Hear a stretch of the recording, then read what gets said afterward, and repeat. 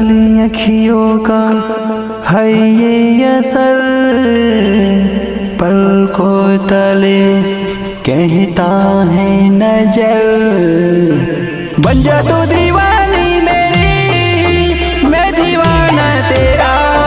बन जा तू दीवानी मेरी, मैं दीवाना तेरा।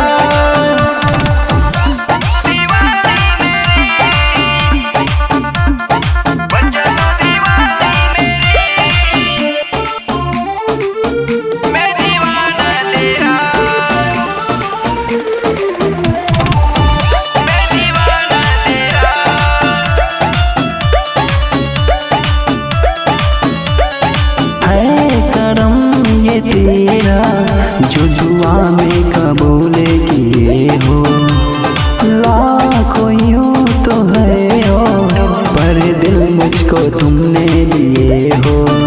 पर दिल मुझको तुमने दिए हो। है करम ये तेरा जो जुआ में कबूल किए हो, लाखों यूं तो है हो, पर दिल मुझको तुमने दिए हो। तेरे बिना अब जीना नहीं, आंसू जुदाई का अब पीना नहीं। बन जा तू दीवानी मेरी, मैं दीवाना तेरा। बन जा तू दीवानी मेरी, मैं दीवाना तेरा।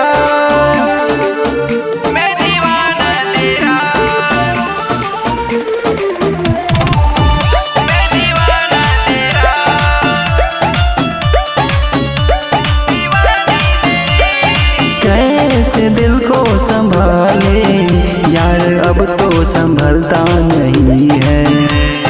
खुद से हूँ मैं बेकाबू, तेरा जादू अब हटता नहीं है। तेरा जादू अब हटता नहीं है। कैसे दिल को संभाले यार, अब तो संभलता नहीं है। खुद से हूँ मैं बेकाबू, तेरा जादू अब हटता नहीं है। राकेश लकी से करती हो प्यार, विपिन को जाके कर दो इनकार। बन जा तू